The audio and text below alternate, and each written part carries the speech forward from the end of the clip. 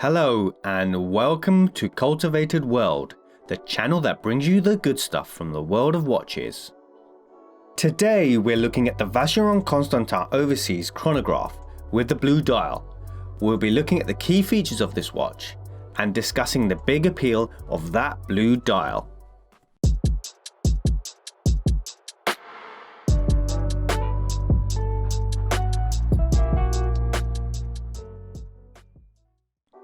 If you didn't know already, Vacheron Constantin is the oldest continuous watchmaker in existence, founded in 1755, making it 265 years old in 2021.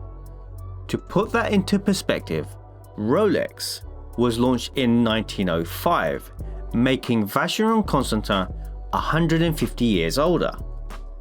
In order for a company to withstand the test of time and continue operating beyond 2 centuries, they need to have a certain level of resilience and the ability to pivot and adjust.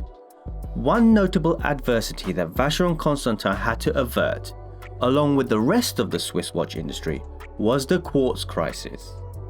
The advent of quartz watches in the 1970s introduced watches that were significantly more accurate than mechanical watches, and at a more cost-effective price. Out of this adversity rose some of the most popular watches ever to be created. The Gerald Genta designed Audemars Piguet Royal Oak in 1972 and the Patek Philippe Nautilus in 1976. Both of these watches featured integrated bracelets and were made from steel, which was a new material for luxury watches at the time. When the Royal Oak was launched, it was described as the first sports watch in stainless steel, priced higher than most gold watches. The release from the third watchmaker in the so-called Horological Holy Trinity was the Vacheron Constantin 222, designed by Jörg Hessig and was named to commemorate Vacheron Constantin's 222nd year anniversary. It wasn't until 1996 that we got to see the first generation of the Vacheron Constantin Overseas, the spiritual successor to the 222. Distinctly different from its forebear, it was clear where the inspiration derived from. The second generation Overseas arrived in 2004, which was a more modern interpretation with updated dials and the introduction of the half Maltese cross links on the bracelet. The third generation of the Overseas was introduced at SIHH in 2016 and is the most refined Overseas yet. This is the Vacheron Constantin Overseas Chronograph with reference 5500V110A-B148. I have long admired the Vacheron Constantin Overseas since the second generation, but I always felt that it didn't quite hit the mark. This third generation, on the other hand, is a completely different story. Through each generation, the Overseas has maintained its signature Maltese cross-inspired bezel. On the third generation, the bezel was reduced to having only 6 notches, down from 8 on the previous generation. The bezel was also increased in diameter, so it now reaches the edge of the case.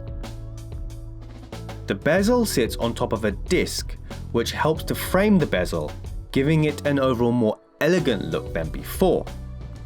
The bracelet is hand-finished with brushed links in the shape of half Maltese crosses. They are completed with polished beveled edges and sides, which add some subtle sparkle to the bracelet as it catches the light. Each individual link is fixed with screws, giving complete adjustability to the bracelet, and is exactly what you would expect from a high-end watch. The bracelet is fastened with a deployant clasp, which releases satisfyingly by pressing on both sides. Vacheron Constantin has engineered a neat micro-adjustment feature to the bracelet. You simply just pull on the bracelet, and it extends by 1.5 millimeters. This can actually be done on both sides. And to close it again, you just push it together.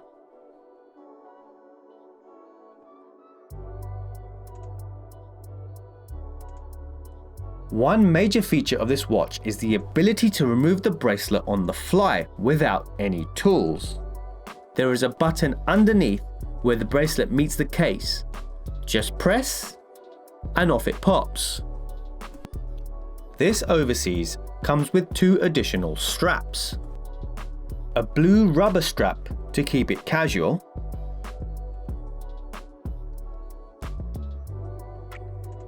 and a blue alligator strap to add some extra sophistication to the watch. This ties in beautifully with the ethos of the Overseas collection and with the jet setter in mind. You can travel with one watch with the option to change the strap at a moment's notice, whether it's for lounging by the pool or attending a fancy dinner. You can't do that with a Nautilus or a Royal Oak. The 3rd generation also saw the introduction of an in-house movement in the Overseas for the very first time. And what a movement it is! The Vacheron Constantin Overseas now comes accredited with the Poisson de Genève, or the Geneva Seal, the certification label for fine watchmaking from Geneva, Switzerland.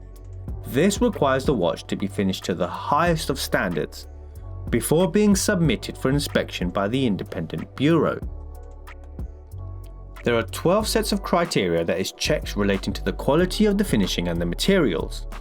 Every part must be finely decorated and finished to extremely high standards. For example, they require all parts to be finished in a way that eliminates any machining marks whatsoever. This includes the finishing on screws and pins. Also, all jewels on the bridge side must be semi-brilliant and set within polished sinks. The self-winding rotor is made from 22 karat gold and is designed in the shape of a windrose, which is yet another reference to travel. As a true watch lover, I can't help but stare at that exquisitely crafted movement through the display caseback. It's just beautiful, and with that ingenious removable bracelet mechanism, it's easy to get up close and personal with it. The watch is also tested for accuracy, power reserve, which is rated at 52 hours, and water resistance, which is rated at approximately 150 meters. Without further ado, let's take a look at that dial. Much like with its contemporaries, the Nautilus and the Royal Oak, and even the Rolex Sky Dweller, the blue dial is definitely the most sought after. The color is very intense, and the way it shimmers in the light, wow, just wow. Rumour has it that this dial was created in the same factory that F. Peugeot creates its dials. If anybody has any further information about this, please let us know in the comment section below. As this is a blue chronograph, you would be forgiven for comparing it to the blue dial Daytona from Rolex. Although the Vacheron Constantin is made from steel and the Rolex from white gold, they are very similarly priced. So naturally, we'll be comparing the Vacheron Constantin and this Rolex Daytona in an upcoming video, so please subscribe to ensure you don't miss out. The applied hour markers and the hands are constructed from white gold and feature applied luminescent material for legibility in low light. The subdials are stepped down with a matte blue finish which contrasts with the gloss finish of the main dial, and they also feature a lighter blue ring around the edge. At 4:30, there is a date window that many people dislike and think Vacheron Constantin should have kept the large 2-window date at 12 o'clock from previous generations. Perhaps this was a decision made by the parent company Richemont that also own A. Lange & Söhne.